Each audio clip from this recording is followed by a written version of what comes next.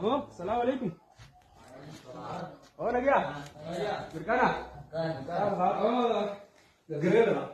Gerera kamu duran negara atau mana dua bulan jadi ni? Akan timber dinamo setakat dia gak kali sini deh. Tapi kalau orang Ismail kan lantai itu tertubuh tentu ilah. Akan ini mungkin deh. Daga kalau orang kecil gini. Daga kalau orang kecil kan? Apa kayaknya me kok tadu lah mana? Dinamo kau tadi yang paling usah kita tidak nak. Dinamo orang Muhammad Ismail di Narapu. Duran Abadi tadu Pirani. di mana mereka kau tu asi itu mana jadi timber. Isa khasiat tu kau min bahasa ye tu tidak sehari am betul. Is khasiat itu khasiat tu mereka kau min bahasa ye tu. Ni finna. Akasi tidak ber ziarah tu kau paling sebutan. Gadmo ban ni finna sani sih. Sani di finna. Akali tiba radio ni horti lagi kau kono ilah. Anis kono. Apa ni kau video mana dah?